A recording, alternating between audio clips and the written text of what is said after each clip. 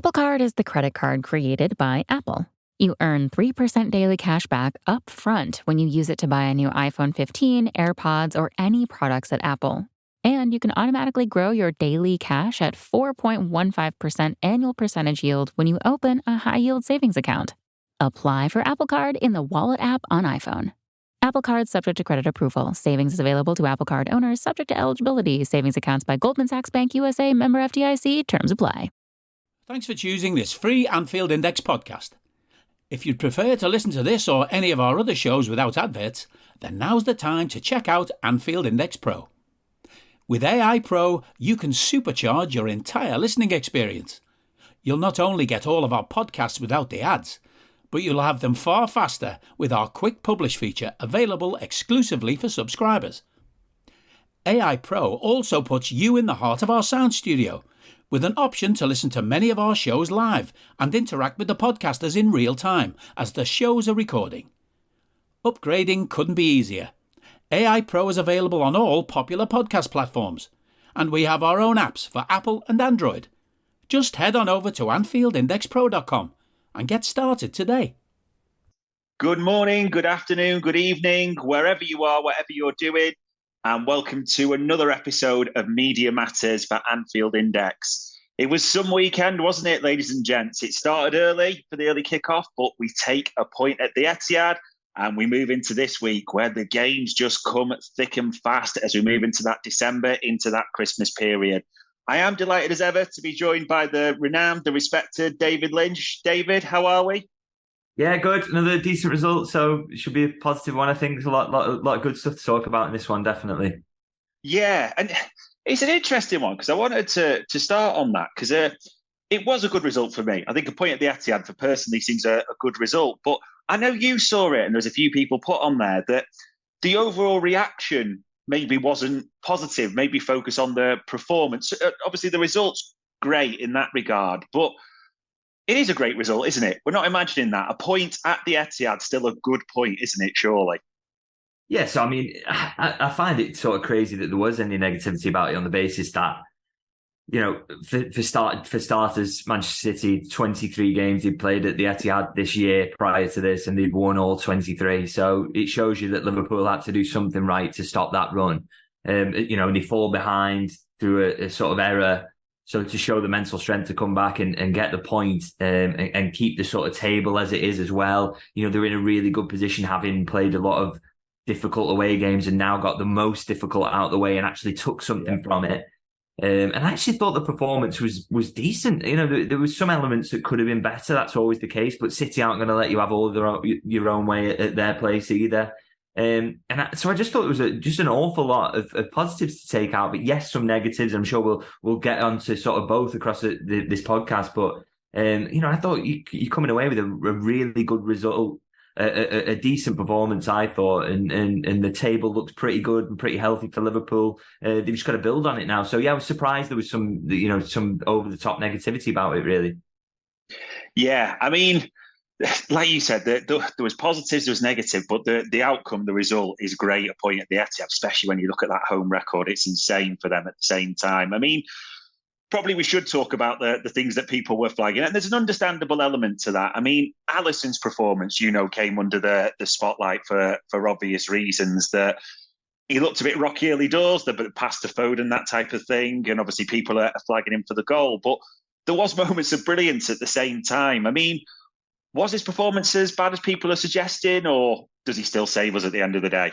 Yeah, I thought by his standards he was really poor because he's been so brilliant for Liverpool. But I mean, he's one of the few players who's never let his level drop. I mean, you think even last season when literally across the board, there was only probably Mohamed Salah and Alisson who actually kept up playing at the level that you would expect of them in better seasons. So, you know, you've got to allow for the fact that he's going to have a bad game at some point. And I think he's probably been really badly affected by the travel involved in the international break as well. I think, you know, I sometimes, and I'm guilty of this, is downplaying how much it affects a goalkeeper because, you know, maybe they're not outfield and not doing as much running around. But I think we maybe saw the effects of the mental fatigue on him because he's had two sort of important back-to-back games for his country, flown all that way back. You know, you're so tired, the jet lag, you throw that in, and then he's thrown into that 12:30 early kickoff away from home in a really intense game against a brilliant opponent. And he just, he had a really poor game by his standards, as I say, but he's still throwing there the fact that the opening goal, he contributes to it. It's a bad mistake. But there's still a lot Liverpool should be getting right in that situation to correct the error. All he's done there is effectively give the ball away in midfield quite high up the pitch, really. Liverpool should be able to get back set from that, and they don't, and that's where the goal comes from. And then, in the build-up to Liverpool's goal, he makes a really important save from Haaland that keeps it at 1-0, and Liverpool get the point. So even in possibly his worst game for a long, long time for Liverpool, maybe his worst Liverpool game ever, it shows how high his standards are. I think that he still comes away with a big contribution like that, and he's obviously picked up that injury, which is really disappointing. We hope that's nothing too serious, but I still think you just can't be too harsh on him because his standards have been so high for so long. And as I say, even in a match where he was poor, he still comes out with a decent contribution there. He's a world-class goalkeeper, and as I say, Liverpool will be hoping that they're not missing him for too long. Yeah, fingers crossed and touch wood everything on that one. But yeah, like you said, the save from Haaland, even the one at full tilt from Foden that he tips around the post, even on maybe his worst day, still brilliant saves in that regard. Now, the one thing about Alisson, and this fascinated me, and Sky really harped on about it afterwards, that Mika Richards, Daniel Sturridge, Jamie Carragher in the studio were saying the foul on Alisson, the one from Akanji that was given, saying it was very soft. Liverpool were very lucky. The holidays are coming. Find a gift for someone special with jewelry from Blue Nile. Right now, Blue Nile is offering special Black Friday and Cyber Monday deals. Save up to 50% on the season's most stunning trends. Blue Nile offers an endless selection of bold gold styles, gemstone jewelry, and classic diamond pieces. And now, for a limited time, get 36 months special financing on minimum purchases of $1,000. Restrictions apply. See BlueNile.com for details. That's BlueNile.com. It's a foul, isn't it? Surely there's just no debate. It's a foul on the keeper. Is it just that straightforward? Yeah, it's. I can't understand the sort of manufactured outrage about this one on the base. I think sometimes, it happens a lot, doesn't it? Is that even if there's not a controversial decision in a game, that they have to sort of generate it and make out that there was one, so that we can all focus on it and talk about it. But it's absolute nonsense. I mean, whether you think goalkeepers are protected too much or not, and maybe some people will think that, they'll watch that goal and think that's a situation where you shouldn't be given a foul. It's been the case now for about 20 years. I pretty much all my football watching life, that's been a foul in the Premier League. Again, that debate about whether that's too much or not, or whether it's fair that goalkeepers have that protection, whatever, I'm not fussed, but there's a consistency there that people are always calling for. All they want from refs is consistency. Refs consistently blow for that. He blew for it in real time. VAR checked it, backed his decision. It was 100% as a foul. And I mean, for me, it's one of the more straightforward ones because Akanji's arm is so clearly on Alisson's arm and preventing him from making a clear catch of the ball. You can't impede a goalkeeper like that, and you haven't for 20 years now been able to do that. So, not a controversial moment at all. And, Alisson probably be disappointed he didn't grab it anyway because he's good in situations like that, but it doesn't matter because it's a foul and I thought the ref was absolutely right to give it. Yeah, crazy that even VAR was getting involved to have a look at that. But hey-ho, like you say, may just be the narrative. I mean, the point's the positive. The result is ultimately the positive. There's no two ways about that, the biggest one. Were there any other ones that you looked and thought Liverpool will take real heart, individuals or the team element at all, real positives from the day? Yeah, I kind of liked, because we talk about him so much, Alexis McAllister in the six, I sort of thought that you saw in a game where, so many complaints about him and he was up against probably the best midfielder in the Premier League there. And, people make out like he's been absolutely dreadful in the number 6 position and that City with their midfield would be able to walk past him. But I just don't think that really happened. I think the one moment he was exposed was when Doku was one-on-one with him. But I mean, you can forgive him for getting beaten there. That would happen to anyone really. And I think, you saw that when Liverpool are compact in general, it makes the number 6's job far easier. And what Liverpool's biggest problem has been at times so far this season, I say biggest problem, they're doing really well, but I mean, something that's been a little bit of an issue is that they have been leaving two big spaces in midfield, and that's made McAllister look slow and made it really difficult for him to cover a lot of space. So I thought Liverpool did really well in terms of compactness around him, and so I thought McAllister did well. And I thought there was a few performances in there I really enjoyed. I thought, Mohamed Salah gets an assist, 3 key passes. I think, even in games where teams completely limit his goal threat because they don't let him get a run in behind, he says, okay, well, I'll take on the role of creator today, and does that really well and has an effect on the match. So yeah, just a lot to like about certain performances. And I thought, you can't go to Manchester City and then win 23 games on the bounce and stop that run without playing well. And I think Liverpool did play well. So it was a fairly even game in the end, to be honest.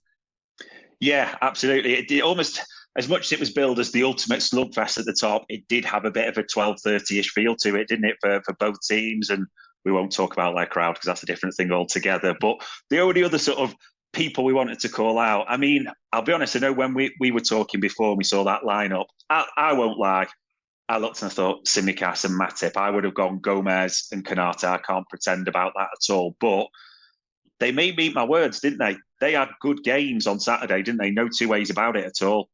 Yeah, it was a big surprise to see them both. And I agree. I sort of thought it would be Gomez because of that extra defensive solidity. And I didn't think this was a game where you were desperate for Tsimikas to provide that balanced attacking on the left-hand side. But I thought, and obviously Konate with his pace ahead of Matip would have been the pick for me. But obviously, I guess injury concern was part of the decision there. But yeah, both did really, really well. I mean, Tsimikas, I've said it before on this pod, but I think he just gets way too much stick for a backup left back. I think, the fact he comes into this game and he gets 2 assists in the game before the international break as well. I think he's as good a backup left back as you're going to get at a top club. I don't think anybody else gets close for the quality of their backup in that position. I thought he did really, really well. He limited Foden really well. Just a really strong performance from him, and really impressive. And I think he's got, as he has done since he's been at Liverpool, he's got a big role to play this season. He's got a big role in this period where Andy Robertson's out injured. And I thought, really, really, really did well, and great to see that for all of the undue criticism he gets. And Joel Matip just having a renaissance this season. He was so poor last season, as were so many. But I thought with Matip, he kind of feared that he was poor last season, and given his age, it was unlikely he'd get back to his best. But I think he's been, almost flawless this season when he's come in. He's done really, really well. Really was a big part of helping managing City's threat. And I thought, Van Dijk sort of almost had a quieter game. And I think that's because, and this typically happens, is that teams don't tend to stand around Van Dijk. They get away from him if they can and try and work on his partner, which meant that Matip was incredibly busy, but everything he did really well. And he's just back to his best at the moment, and long may it continue, because it just makes sure Liverpool that then have 4 quality centre-halves to choose from, and Matip's another one of them that comes in and doesn't let anyone down when he's called upon. Are you that person who has everything? The coolest merch and those must-have fan threads? Well, over at our Anfield Index shop, we've gone that extra mile when it comes to pimping up your Liverpool collection. From our popular range of bespoke design t-shirts, sweaters, hoodies and hats, to our signature edition mugs, prints and coasters, all provided with fast worldwide shipping. We have something for every red. We also stock official LFC merchandise and are licensed with the Premier League and UEFA to sell official iron-on shirt badges and sleeve patches. As a listener to this podcast, you can get 10% off everything with coupon code AIPRO10. Just head over to AnfieldIndex.shop or find us on Etsy by searching for Anfield Index. Yeah, absolutely, especially on Saturday, just calm, composed, bringing it out from the back at times as well. That's something actually I want to mention, is that you're right about bringing it out from the back. That was, as much as I think his statistics in terms of defensively, I think he gets more clearances and more block shots than anybody else, but also that you're absolutely right to mention in terms of he's bringing the ball out, because City's press, we know how difficult that makes it to play out. I think Van Dijk got caught a couple of times trying to, it was not through poor play, but because City is so relentless in closing off your passing options, he has to just go long a lot of the time. Matip really broke that quite frequently by just bringing the ball out and dribbling, and he's so good in those situations, and that made it harder for City to push that press on all the time, makes things easier for Liverpool and build up then. So just as much as he did on the defensive side, he also did that. So really, really good all-round performance from him. Yeah, and I agree. I think it was absolutely crucial, especially because Trent mentioned it in his after interview. Bernardo and others were certain around him trying to stop the inverting. So Matip actually coming out was absolutely crucial for us at times to relieve that pressure. So, yeah, it's strange, but we'd have taken a point at the Etihad.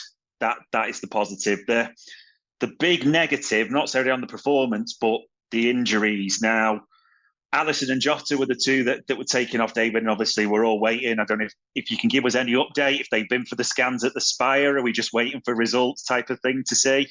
Yeah, nothing at the moment, unfortunately. It's the case that they'll both have scans today, and then we'll see what that is. I think, on the face of it, Alisson's maybe didn't look quite as bad, so you hope that that's not going to be as severe, and hopefully get him back soon. Jota, again, wait and see, but Klopp didn't seem particularly sort of upbeat around that one, which is a little bit of a worry. Liverpool really could do with just keeping that attacking depth up, and because they've got so many games on at the moment. So he hopefully, if he's going to be a miss, hopefully not for too long. So just, we'll have to wait and see what the results of those are. But yeah, fingers crossed it's nothing too bad, because both two really important players. Yeah, fingers crossed, like you say, because it sounds short. People can say, they're out for 4 weeks, a month, etc. But you know how many games we're going to clock up in that time, especially over and some of the opposition as well. So yeah, fingers crossed, touch wood, everything on that. The only other one that was coming in from our viewers was around Conor Bradley. Naturally, there's been a few pictures of him back in training. Do we know if that's like full training, back on the grass, where we stand with him at all? Yeah, so he is. He's back in training fully, and I think that's a boost, because I think it was someone I sort of expected to be involved quite a bit this season, particularly in those League and Europa League, League Cup, and Europa League games. I think he would have had opportunities so far this season in those competitions. So it's a real shame that the timing of that injury, and I think. Hopefully being back in full training now means that he can get some game time in either of those competitions going forward, because he's a really big talent. He looked really bright, didn't he, in pre-season? I think everyone was really excited about him. So it tends to happen with youngsters, though, doesn't it? You see those flashes in pre-season, and then he seems to pick up an injury almost immediately after. But it's just the timing and the physical strain of them being involved in the training with the adults almost. It's difficult to adapt to that. So Conor Bradley's had that issue. So yeah, the fact he's back now, hopefully he can get some games, I say, and really excited to see a bit more from him. Yeah, fingers crossed, because we seem to have been cursed at right backs, especially with injury. Calvin Ramsey, Conor Bradley, not at the best of times. So yeah, it would be great. And probably to take the reliance on almost the man who took the headlines, their player in focus this week, Trent Alexander-Arnold. I mean, what a goal, first of all, as Gary Neville called him in commentary. Not any right back, the right back. And the take, just a touch with the outside of the boot, slight bobble, but, into the bottom corner through such a small gap as well. I mean, that's the brilliance of Trent that we've seen. But obviously there's been times this season where it's not all been singing and dancing. There does seem to be, a spotlight on Trent more than any other player. And maybe it is because of this adapted formation, the hybrid, the Trent formation, as people even call it. It just seems so different, almost the full focus. I mean, I can't even remember as much focus on a boot deal that came out yesterday as well for one player. I mean, when you're looking at it, honestly, this season, David, how do you actually view his season? Because one scroll on social media will tell you it's mixed beyond belief. Yeah, I just think there's an absolutely mad focus on him. It's just completely unjustified and doesn't take into account the fact that he's utterly brilliant as far as I'm concerned. I know nothing's perfect around him. I know, this or that could be better. That is true of every single footballer on earth. And the laser focus on him is just the magnifying glass that he's under, I find utterly bizarre. I mean, in the aftermath of that game where he scores a brilliant equaliser, and I think generally his contribution to the game was net positive and really good. I think he's such an important player for Liverpool. And then I see that the statistics doing the round around Jeremy Doku dribbling past him X amount of times, which is a Premier League record or something like that. Did it feel to you like Jeremy Doku had Trent on toast in that game watching it? Because it didn't to me. I watched it. I thought that was a good battle. I thought both came out of it with credit. I thought there were situations where Doku, did maybe glide past him a little bit, but then other situations where Trent just ushers him out of play. The dribble pass statistic is a little bit sort of deceptive at times, because I think it counts some situations where Doku would sort of threaten to go down the left and then cut inside, where would then pass him on to Szoboszlai or someone further in field. There was a few of those situations, but that's good defending. If that's being dribbled past, then that statistic is utterly useless as far as I'm concerned. That for me is not dribble pass. That's keeping shape. That's not being dragged in field and out of position. So like I say, I thought that was a really good battle between those two. That sort of both came out with credit. With Doku, in fact, you could probably say that maybe didn't do enough with the positions he got himself into, and also, you can credit Trent and the other defenders for that, because a lot of the time they were putting him under pressure, they were making him pick the wrong pass, they were making sure they were picking up men around him and making it really difficult for him to actually do anything with the ball. He saw an awful lot of it. So the idea that it's coming out of that game that Trent Alexander-Arnold didn't play well, or Doku had him, over his knee, was just bizarre to me, and just shows you that he's judged by a standard that no other fullback on the planet is judged by. I thought, really, really good performance. Loved the goal. I think he should score more. I think I've said that before on this podcast as well. I think the talent he's got and the positions he picks up, I'd like to see him score more goals. So to get one at City and to shush the crowd, not a bad start to that. Really happy with his performance yesterday. Yeah, it is so strange. I mean, the way they made out the Doku game, I mean, I think it was Bournemouth a week or a couple of weeks ago where he did get 4 or 5 assists. They were almost making out this was a better game somehow. But like you said, didn't make a goal. There's no assist. There's no goal against him. So struggle with that. And like the focus, as you mentioned there, Reece James gets sent off again. And this isn't to pillar Reece James, don't get me wrong, but so little's mention of that. So little's also mentioned that Kyle Walker made a couple of errors in the 4-4 draw against Chelsea as well, that Raheem Sterling, basically sold him a beautiful dummy in that game. It just seems the focus is so much different. And yes, in the interest of honesty, I don't think he does very well on the goal. He just kind of let Nathan Ake, him and Szoboszlai slip between him. That's something, you've got to pillar against him there. And there are bits slightly in defensiveness this season, but isn't that just a trade-off with Trent? You always know he's not the world's best defensive right back, but his attacking's that good overall. That's why he's in the best right backs in the world, as Gary Neville said, if not the right back. That's the trade-off, isn't it, surely, that we take? Yeah, you're right about the goal. Actually, that I probably shouldn't skip over that. In that, I think him and Szoboszlai are poor there. In that neither of them are sort of thinking, "What's the worst case scenario here?" Or let's just slow him down, slow Ake down, because our keepers put us in a situation where the formation's all over the place, the back four's out of line. Just slow him down. Don't let him get in and pick a pass out. And they're both trying to think, well, if we nick the ball here, we're actually away. But like you say, it is the trade-off with Trent there. That is what you get, is that sometimes he's going to be thinking more about going the other way than he is going to be thinking defensively. And the problem was he had Szoboszlai, who as a midfielder is very much that way inclined as well, is that he's always thinking about the forward pass rather than maybe sort of getting into a protected position. But like you say, there are other right backs out there who are making far worse mistakes on a weekly basis, and yet we don't hear anything about it. There's no focus on nobody's. I mean, if Trent had got sent off in that game, would we ever hear the end of it? Whereas Reece James is getting sent off as Chelsea lose yet again. Incredible how poor they are. Nobody's talking about it anymore. And Reece James, as good as he is, I think he's a really talented right back, don't get me wrong, but some of the comparisons with Trent, he's playing in a side that's far, far worse and not doing very much and getting himself sent off. And he's unfairly scrutinised in comparison to other right backs. And I think sometimes that it's not helped by the fact that Gareth Southgate seems to buy into some of that a little bit, and therefore that's why he's been so reluctant to use Trent Alexander-Arnold at right back for England. But ultimately, Klopp has said it best in his post-match press conference, didn't he? In terms of, look, if people don't want me to use him in this position, I like him there because I can almost sort of hide him and then sneak him into positions where he can be so influential in the build-up. And I think, and ultimately, it's working, because Liverpool's form since they moved Trent into this position has been unbelievable. It's been better than Arsenal. It's been, as good as Manchester City. They're back at that level where they were, prior to everything sort of going wrong last season. And you can't win this many games or get results like you do at Manchester City if this hybrid role isn't working out. And I think part of the problem is that for some people, and this is Liverpool supporters as much as anything else, is that there's sections of people who will think, right, I've got in my head that this thing doesn't work, and therefore so the next time Liverpool lose, you can guarantee that someone's going to say it's because of Trent inverting, or it's because,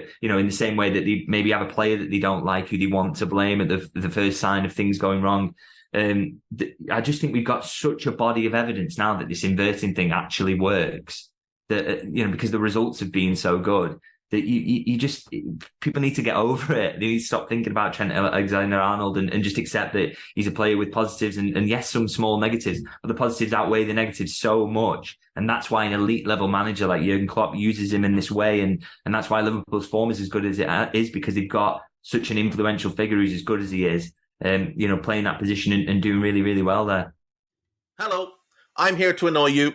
I'm here to annoy you into listening to more of me and more of others on EPL Index. We don't just have the Anfield Index stuff. We've got EPL Index as well, which covers the entirety of the Premier League. And we have 3 podcasts and a whole bunch of really good writing on EPLindex.com. The podcasts are my own two-footed podcast, which is every day at 4 p.m, Monday through Friday, covering the whole league. We have A Tad Predictable, hosted by Tadiwa. You know Tadiwa, he does Anfield Index. He presents A Tad Predictable before every Premier League match week. And then Kevin De Vries and his crew on the EPL Roundtable, they're every week after the Premier League match week. So make sure you listen to everything we're doing on EPL Index and follow us there on Twitter at EPL Index. Thank you. Bye-bye.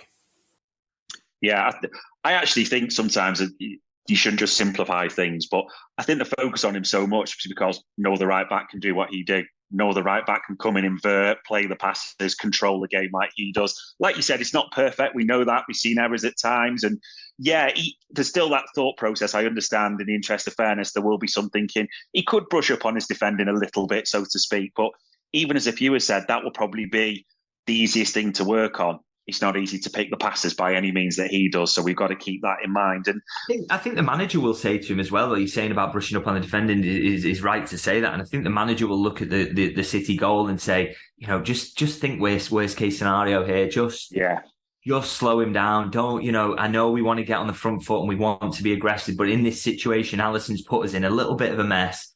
Just try and slow City so we can get back in shape.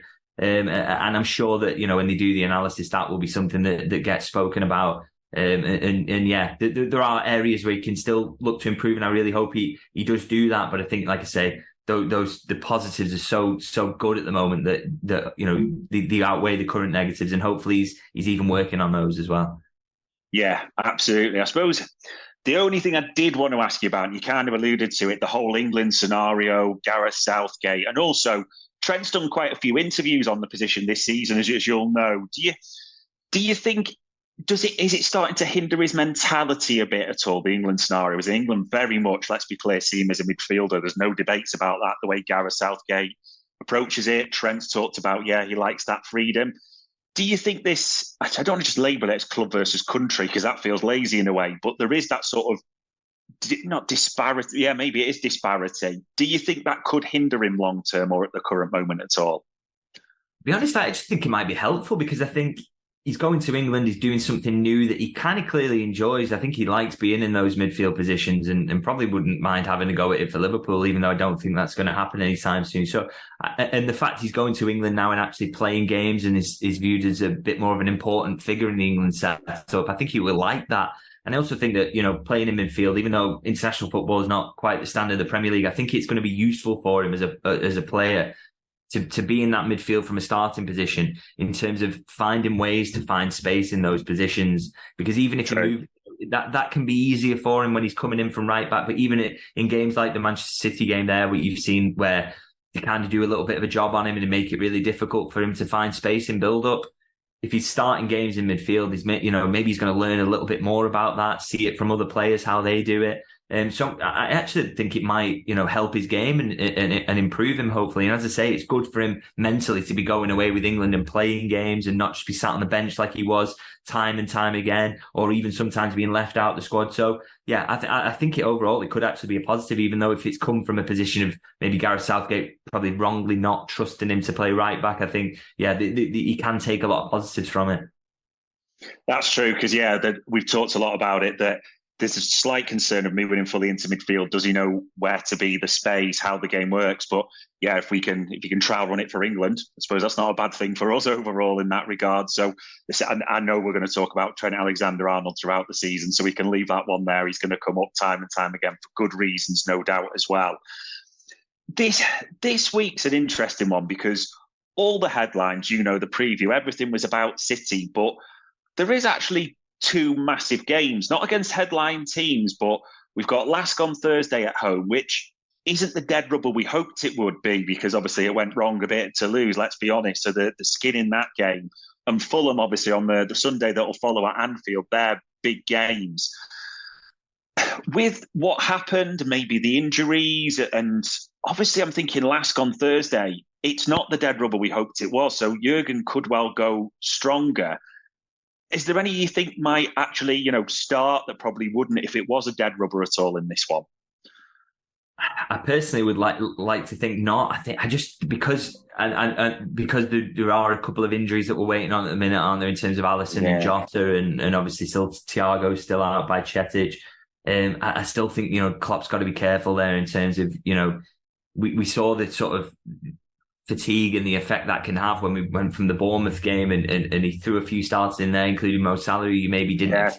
And the game after that, Liverpool didn't quite look themselves, did he? So I think he's got to be really wary about that Liverpool have to be at the sort of intense best. And I think that you'd rather not see some of the big hitters being used. He might have a no choice in certain situations, but the fact it's not a dead rubber anymore is I think it could be part of his thinking, but again, this is the last team who Liverpool will be expected to beat, even if they put out an entire second string. The Anfield factor makes it more difficult for Lask as well. And, it should be, even if he makes 11 changes across the board, Liverpool should still surely be able to put out strong enough 11 to win this game in front of an Anfield crowd. I would, so for me, that would be the preferred route he goes down, really, because I just think you've just got to be so careful in this period. You don't want to be picking up more injuries. And this Europa League group should be, it's easier than being in the Champions League, isn't it? These should be less tricky to get through. You don't want to disrespect your opponent, but it should be easier to navigate. So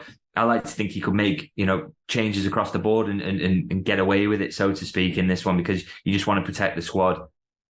Yeah, absolutely. And like you say, even the second string, there's still the likes of Harvey Elliott, Gakpo, Gravenberch obviously came on to great effect. And, that these should still be enough to sort of take Lask, put it that way. I mean, I know we're obviously going to talk about games, but then we hit Fulham on Sunday, and that's the start of what looks like on paper just a mental December period for the games and even the opposition. I mean, the likes of Newcastle and Arsenal are going to visit Anfield sort of first New Year's Day, but before the year's out, so to speak, fully.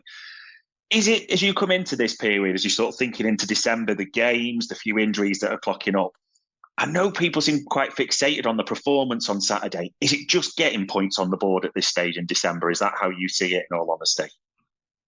Yeah, but I also think you've got to, if the performance wasn't as absolutely as electric as people hoped on Saturday, then you surely got to factor in the 12:30 element and also the fact it's Manchester City away and they still managed to get a point anyway. So I don't think that's sort of indicative of how Liverpool are going to perform going forward. They were brilliant against Brentford prior to the international break. Yeah, true. Excellent in a lot of games this season. I think that some of these games in this December period are going to be a grind, but again, Fulham, who are a decent side, but, sort of hang around mid-table, I expect, this season. Again, the fact it's at Anfield, where Liverpool have been pretty flawless this season, they should be looking at games like this as winnable and that they can win in a way that's convincing and look good, as they have done at Anfield for so much of this season. I think there are going to be an element of games to grind through, but I think this is only the start of that period, and Liverpool's squad is hopefully going to be looking in decent shape come Sunday as well. Again, I said about the injuries, but we'll have to see how they pan out. But they did get a load of players back after the international break, didn't they? Yeah. So it's not looking too shabby in terms of what they've got available. So I hope Liverpool have got the strength to sort of rotate through this period. And I actually said, it's a few weeks back now, I was on LFC TV, and I remember looking at this sort of run of fixtures that was coming up, and I said,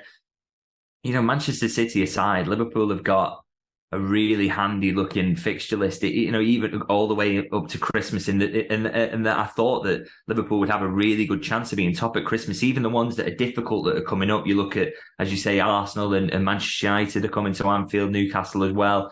Those are, they are tricky fixtures, but they're all at Anfield. Liverpool have done, Liverpool have played a lot of difficult away games, so now they've got some really nice home games coming up.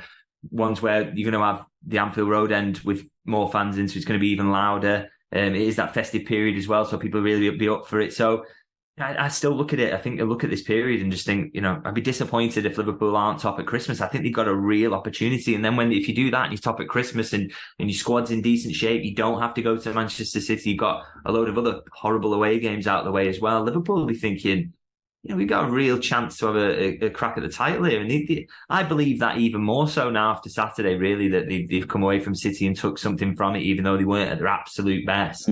And I just think they've got a chance to be in the title race this season, which is not what I expected at all at the start of the season. Yeah, it does start to feel that way. So fingers crossed through that period. And I do want to sort of hone in on what you said there, because it was a big positive at the start of the week. I know you broke the story as well, Anfield Road. So you can correct me if I get this wrong, but part of Anfield Road, subject to, I think it's a test event or a safety certificate, something along those lines, could be open for that United game. Is that right? Is that the club's hope? Yeah, that's exactly it. So they're going to run a test event, which I think will have around 3,000 people in attendance in the build up to that game. And then the hope is that if everything goes well with that, then for the Manchester United game, that will be the start of having some fans in the upper tier of that the Anfield Road end, which is incredibly exciting. The shout is, in my understanding, is that it's going to be run for that initial period up until the sort of New Year with about half capacity on that top tier. So I think it's around 11,000 in that top tier. So about half of that will be allowed in for games. Which, it will add more noise. It'll be, really exciting for that to happen. Because I think it has taken something away from from Anfield to have that empty stand, and maybe doesn't keep sounding as much when you've just got that empty bit there at the top. So yeah, it's going to look and sound great. And I think the fact, I'd been speaking to friends beforehand saying it would be so nice if they could get some fans in for the Manchester United, the Arsenal games. These are big games, the West Ham in the cup as well. Because it's such an important period. So yeah, really, really exciting that that's happened. And Liverpool have sort of under-promised and over-delivered on that one, because they sort of made it sound like it wasn't going to be done at all till New Year. And actually, I do want to talk about this. It's kind of interesting, is that this is a big lesson as well in not listening to, self-appointed experts on Twitter, because I'm sure you'll have seen for months this has been going on, is people seeing pictures from behind the scenes or what their best mates told them, or they know a lad who knows a lad who works on the site, and everyone's just saying it won't be done till the end of the season, it won't be done till the end of the season. Just that's proven to be absolute nonsense, hasn't it? So just shows you don't buy into some of those rumours sometimes. I think some people just lean on the side of negativity in situations like this. So it's really, really good news it's going to be done, and I'm very much looking forward to seeing it with fans in, and then eventually, hopefully not too far distant future, to see it completely full, and it's going to sound absolutely incredible. Yeah, that is a positive. And I'll admit, I'll be guilty of it. I've seen the drone pictures and all of a sudden become an overnight building expert, even though I've no idea either way and predicting. But yeah, good. That's official. Good news. So a real positive on that. And one topic that's probably not good news, and I know I've seen you comment on this, and you're quite passionate about it in one sense, on the referee situation. I mean, I cannot remember a season where there's so much background profiling of referees, where they're from, where they might live, where there's always been an element of that, but it just seems to have gone crazy. Now, on one hand, the PGMOL, I know we said this, hasn't always helped themselves that much on occasions this season, but Chris Kavanagh obviously came into focus, being from around the sort of greater to Manchester area. He actually had a good game, didn't he, on Saturday, did you think? Absolutely. I thought it was great. I thought it was great in the sense that I didn't think about him even once. And that is what you want from a referee. I thought, the big calls he got right. I'm sure you could look into it in great detail and found situations which you think could have gone either way, and maybe he didn't favour Liverpool in those situations. But I thought, I think you're right. I thought he did have a good game. He was just quietly good at his job, and that's what you want from referees. That's why it kind of annoys me about the outrage over the goal that people are trying to manufacture. It's because can we not just sometimes just say the ref had a good game and he was good, and not sort of focus in on some of these decisions that are, particularly ones that are absolutely correct as well by the law. I thought he did really well, and I hated all that pre-match nonsense around sort of where he's from and the suggestions that his brother's got a Manchester City season. Yeah. Total rubbish. We don't need to be buying into this sort of conspiracy theory rubbish, and I think some of the debate around referees just really needs to calm down, because the Luis Diaz situation, absolutely shocking, really cost Liverpool. But it's gone from that to, okay, well, let's find a way in which we're wronged every single week. And it's like, sometimes people need to let it go. Sometimes you're going to get decisions that go against you that are subjective, that you don't feel should have gone that way. But we just need to suck it up a little sometimes and just think, we're going to ruin the game as a whole if we keep making this a debate about referees, or suggesting that because someone spoke to someone who's a Man City season ticket holder, that means they're going to be biased against Liverpool. And we've also got to be a bit more proactive in saying when referees have a good game, like Chris Kavanagh did at the weekend, that was great. The referee was not the centre of attention, and what was just the game itself. And Chris Kavanagh deserves to be praised for that, and we all should maybe sort of just be careful about how we speak about referees, because it's dominating the debate too much for me, and I don't want to speak about them all the time. I'd rather talk about the football and get on with that, and not get bogged down in social media and crying about this or that. This is supposed to be a fun pastime, so let's try and enjoy it sometimes. I don't need a VPN. I've got nothing to hide. This is what I used to tell myself before I hooked up with LibertyShield.com. Not only is my home internet now fully encrypted, but I can now access all the websites I want, whenever I want, and do so from absolutely anywhere. As a Liverpool fan, I love to know I can now watch every match, regardless of whether it's on UK TV or not. My Liberty Shield VPN makes sure nothing is blocked and guarantees me super fast streaming speed throughout that match. You can get connected right now with their software package, which includes a 48-hour no-obligation free trial and instant access to their apps for Apple, Android, Fire TV, PC, Mac, and Android TV. Or go a step further like I have and get one of their pre-configured VPN routers.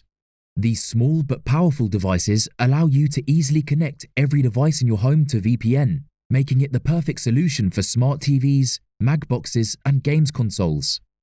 Visit LibertyShield.com today and use coupon code AIVPN25 to get 25% off at checkout. Yeah, it is a strange one. I think there is a bit, and listen, they've got a lot wrong, so I'm not mounting a defence case here. Let's be honest about this. But I even thought, especially on Saturday, do you remember that one where Diaz collides into Alisson, then barges him over the line twice, and he literally knocks him into the net, and everyone's looking, what's going on?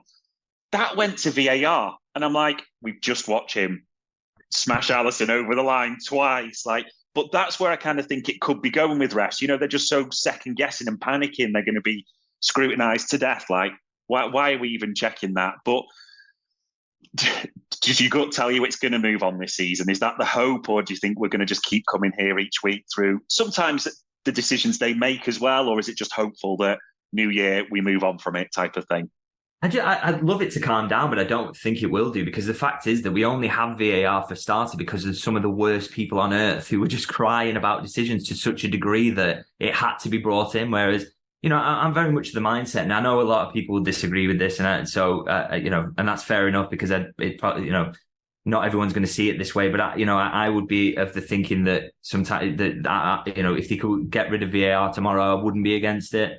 In the past, it didn't absolutely kill me to have to take a terrible decision on the chin, or even if you could just pull back its scope to just offsides maybe, or something like that, I'd be in favour of that. But, the thing is that the reasons it was brought in is the reason that we will never go back there, is because of the people who complained loudest are still complaining loudest about VAR as they were in the pre-VAR era and kicking up such a fuss. And so I do think this scrutiny is going to continue. But I think we've all, as people who enjoy football and users of social media, we've all just got to, have a little bit of responsibility in ourselves to sort of just try and calm it down sometimes. Because like I say, it's not fun to talk about referees. absolutely boring. And I don't want to be involved in a debate every weekend about whether they're good or not or whatever. Just let's shut up about it and talk about the football. So, I don't expect it to stop, but I just think, if it could just calm down a little bit. And we like I say, we all, as users of social media and people who are involved in football who talk about it, we can all be involved in calming that down and trying to just, maybe sometimes not just focusing on all these negatives all the time. True, yeah. Fingers crossed. We're just talking about a Liverpool title till and the form continuing, that type of thing. That would be better, absolutely. And questions from viewers, subscribers, they are flowing thick and fast. And probably we could put 99,000 into one. You knew this was going to be coming, even though we talked about them all last week. You probably guessed there was some variation of it around transfers. So probably the way we've categorised it for this one, being honest, David, the sort of vibe, and that word came up quite a bit in the questions, the vibe that a lot of our sort of listener subscribers got from you, that is it still expecting to be just that quiet January, maybe even a surprise if there is movement in anything? Yeah, I mean, it's one that I wouldn't want to make a concrete thingy here and say they're definitely not going to sign anyone. Maybe that's something I'll be able to write in sort of 2 weeks' time or whatever, when it's sort of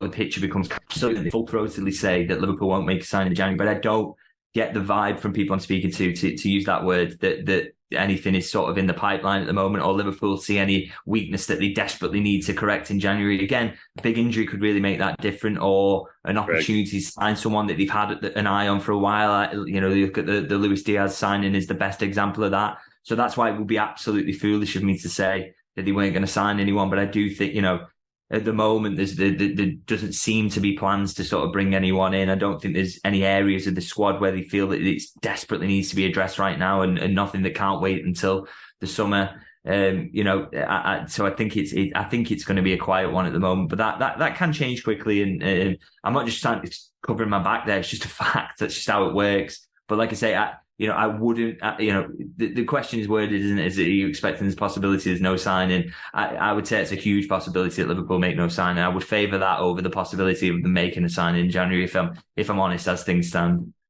Yeah, and like you said, it moves so fast, and things like the Endos, things just break all of a sudden from nowhere. But it will be interesting. I think the one thing that I took, and from what you're saying, it almost felt in the summer, very much, and we knew we needed a rebuild. We knew the midfield, but very much almost like they went shopping around and they looked at all the options, almost like carpet shopping. They got quotes from everywhere, and then they made the move. This time, it doesn't almost have the feel that they're even doing.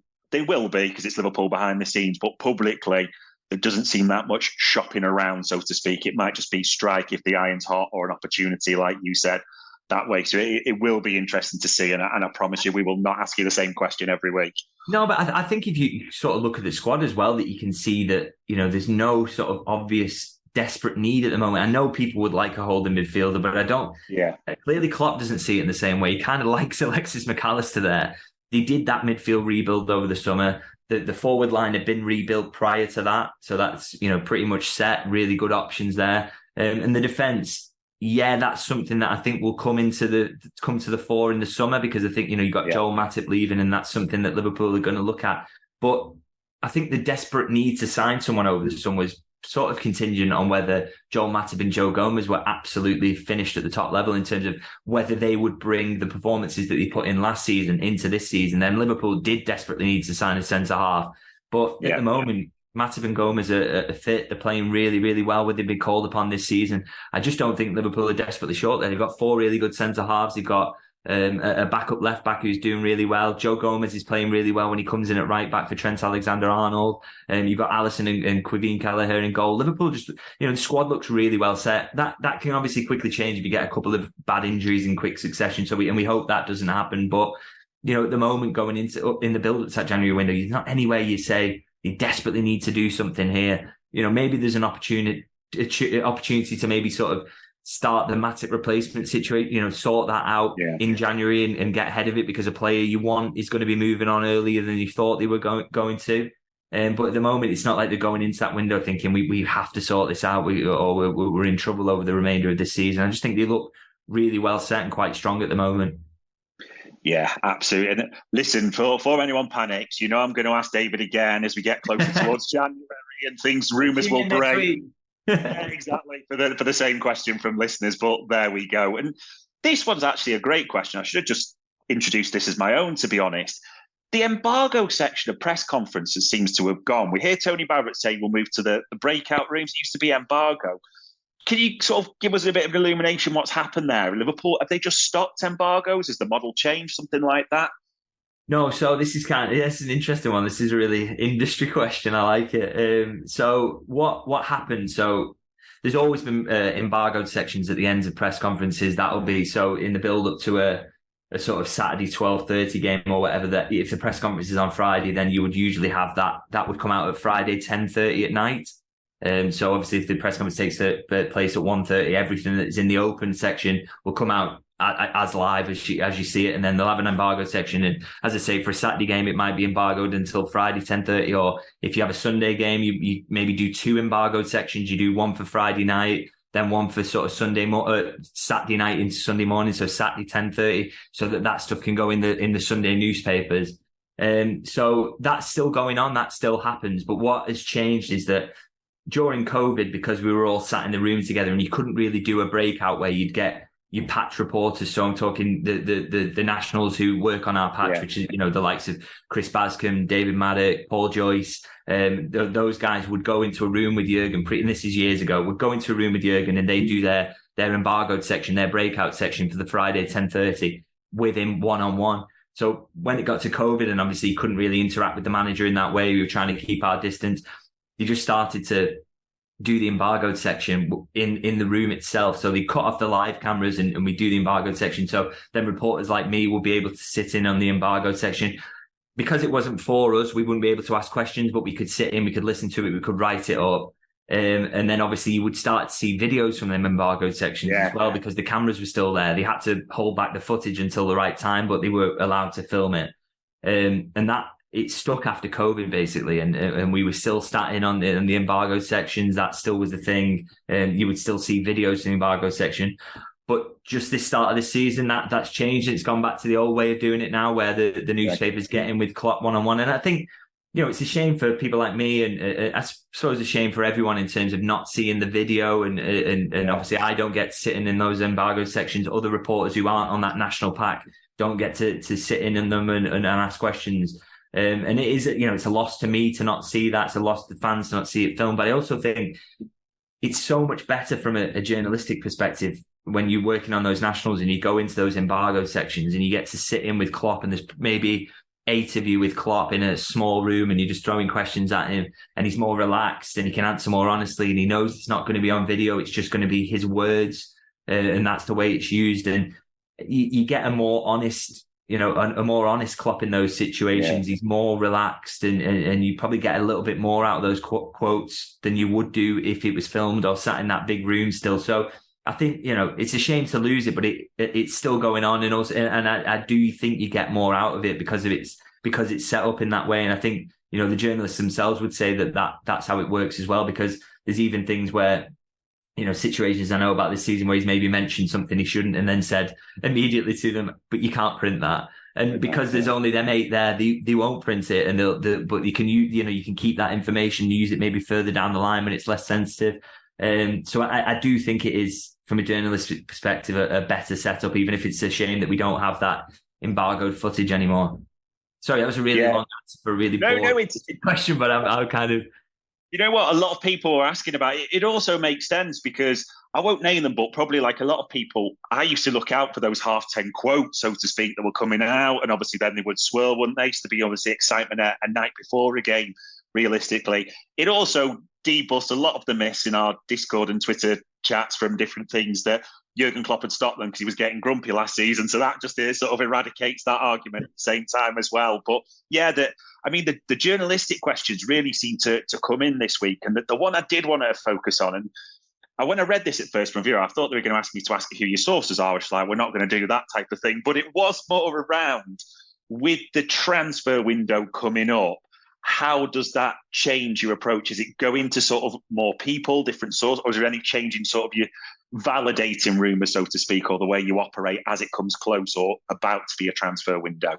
Yeah, I mean, it kind of at the moment it's there's not much point asking much at the moment because it's so far away and things change so quickly. And like I say, I'm not getting any sort of sense at the moment that anything's happening particularly anyway. So, but I think when you start to get to real back end of December, it gets to the point where the rumours start up and you've got to check a lot and. That just leads to basically me spending January and it's worse when it's the summer because it's so much longer, but just mithering people to death, really saying, do you know anything about this? Do you know anything about, is there a possibility they're going to do something in this position? What have you heard? Have you heard such and so is moving somewhere on loan, or does that open up the possibility of Liverpool getting this? But just basically bothering people. It's just kind of like, I get why, it's a blessing and a curse, really. Like I get why some journalists don't really like transfer window because it is you do feel like you're just mithering people, and also a lot of the time you'll put a lot in to get hold of a contact, and then it'll turn out nothing's actually happening, so you've just wasted your time. But you can always use that. You can always use that number or that in you've got further down the line. They do tend to be useful further down the line, but it's a lot of bothering people. But there is upside as well because for us, really, in terms of and it's a really awful way to phrase it, but in terms of growing your brand or whatever, there's nothing better than the transfers, window. Yeah, getting a big story and breaking a big story around transfers is really, really exciting. And I do kind of I enjoy doing all that. So, it is going to be a pain in the backside in terms of, like I say, just it's going to be a month of mithering people, even though I don't expect Liverpool to do anything and finding out, oh, well, this rumour's come out, and then get it immediately knocked down and having to share the bad news almost. That's not always great fun, but it is, it's necessary and people absolutely love it. And at the end of the day, as journalists, we only exist and only get to do what we do because it's in service of what fans want to read about. So who the hell are we to sort of complain about it is really that's my perspective on it. And so I'm warming up for a month of bothering people and WhatsApping and ringing them and being told nothing's happening. Well, if it makes you feel any better, kind of like the summer, I'll be bothering you regularly on occasions as rumours start. Yeah. We'll be doing that. So we all play our role in that circle, so to speak. I mean, the only final thing I did want to ask you sort of to the big week ahead. It doesn't seem like the big names, but they do seem big fixtures. Obviously, 3 in the Europa, 3 in the league, but are you expecting 6 points at Anfield by the end of this week coming? Yeah, I hope so. I mean, I think lastly should, with the greatest of respect, should be getting swatted aside. Fulham is a big test, but again, Liverpool have been so good at home, and I really think with it's got so many big Anfield fixtures coming up in this period, and a real, as I said, a handy looking fixture list. Got to be getting 3 points on the board here. Build on that point at City, make it worthwhile by winning the rest of your games over this. Well, for the rest of the season, let's say that. Let's do that. And if they can really get on a winning run in this period, then it could be a Europa League charge and a title charge, which is a really, really exciting period, and because it's more than I've probably expected from this team at this point of its development. Yeah. So I really hope they can keep it up and I think two wins this week will be a really good start going into that proper festive period now. Yeah, it would be, absolutely. So all it really leaves me to say, because ladies and gents, we asked him pretty much everything literally we could think of and even more beyond. So as ever, David, thank you very much for your time and your insight. It's much appreciated. Oh, thanks for having me. Good stuff. And ladies and gents, that was another Media Matters for Anfield Index. We hope you enjoyed listening to this Anfield Index show. Please be sure to subscribe to our channel so future podcasts find their way to your device automatically. There's nothing quite like fan engagement, and we'd love to know what you think of anything discussed on this show. The best way to get in touch is over on our free Discord community, where both podcasters and listeners debate the hottest LFC topics 24/7. Sign up free now at anfieldindex.com/Discord. You won't regret it. You can also follow us on Twitter at Anfield Index and find us on Facebook by searching for Anfield Index. Oh, and before you go, we'd love it if you could leave us a 5-star review on your favourite podcast app. It only takes a couple of seconds, and it means the world to the people who create these free shows. Sports Social Podcast Network.